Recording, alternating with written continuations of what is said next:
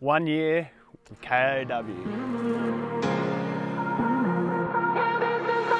12 months down the track now, I want to tell you exactly how it's been owning my own aircraft, some of the ins and outs, some of the do's and don'ts, and some of the things that I've learnt along the way.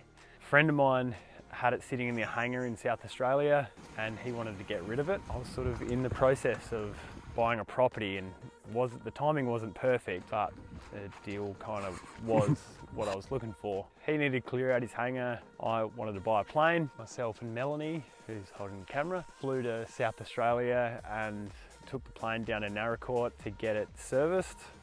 After the service, had a really honest conversation with the lamey that had been looking after it, and he just explained, what the plane is and what it's not. It's not a flash plane, nothing that's going to be, stopping the show, but it is pretty reliable and has been a bit of a workhorse for a few different operators out of South Australia. So we did the service, actually replaced a couple of cylinders in that 100 hourly 12 months ago, and then went through the process of buying the plane. Price range between sort of 25 and 50, that's what the plane's worth. I'm gonna take you for a tour around KOW and just show you exactly what you can get for that price range. First of all, old 172, 1967. So we've got all the old features. There's a little bit of oil spill on the side.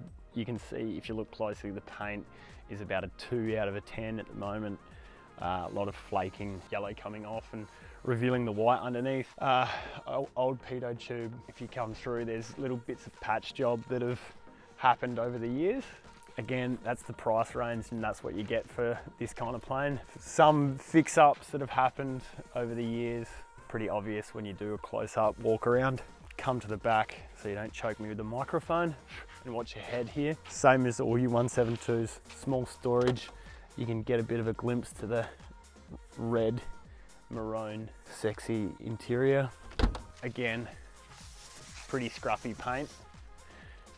And again, down the back, still scruffy paint. I think the plane was used in Port Lincoln for tuna spotting, so hence the yellow, the bright yellow colour to be able to be easily spot from above. We'll come back to the front and I'll show you a little bit more about the engine. This is the Continental 6, so the IO 300. The engine's on condition, so it's run out of serviceable hours, which is why that, looking to do a engine overhaul at some point in time. The old stall horns, pretty cool. They bark at you pretty loud when you're on the stall. The windscreen is a bit scratched, so again, that's what you get for that sort of price. We'll take you into my cockpit now.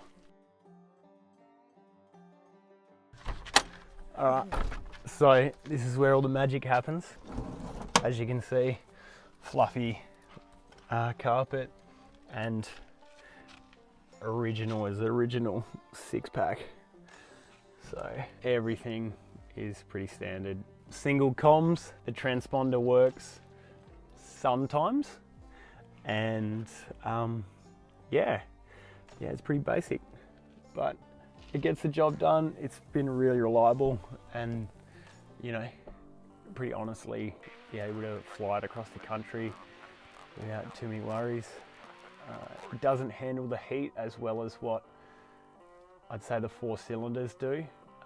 Climbing, just the lack of power, getting off those country runways in the summer days. Definitely something that I've learnt from. So yeah, this is, my first little Cessna, it's been awesome. It's been awesome fun. So there she is. Done about 100 hours in it.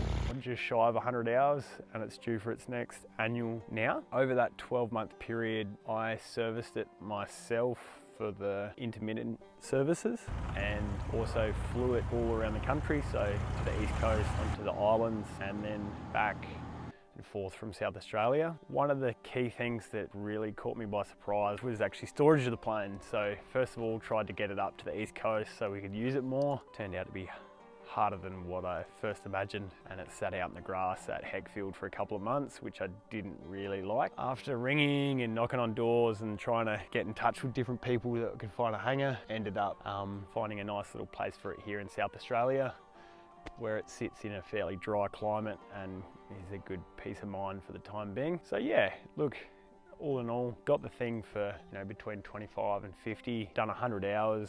I'll put some dot points of exactly how much things cost over the last 12 months, but roughly speaking, a couple grand servicing throughout the year. And now the next 100 hourly is due, which I'm expecting to be, you know, anywhere between 3,000 and 4,000 bucks. Flying it, it burns just over 30 litres an hour. I've been using 98 unleaded mostly, also a bit of avgas here and there where I can get it. But yeah, that sort of keeps the price of flying down as well. Where have we been flying? A lot around South Australia over the floods and around the Murray River, which has been awesome. Yeah, we did have it up in Queensland for a bit, so been getting around. Nevertheless, its home is here in South Australia. Things to look forward to in the future with it. I really want to spend a bunch of money on it and get it back to all its glory. Do the paint, do an engine, do the inside as well. So I'll try and make as many videos as I can as that progresses, but for the time being, it's pretty stationary. It won't be flying too much over the next couple of months, unfortunately, but as I free up and get a little bit more time on my hands, we'll be having it back in the air.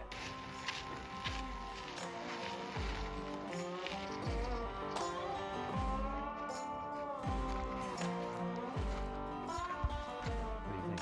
Is that a good video? How about these flies? How about these flies, eh? We're definitely in South Australia.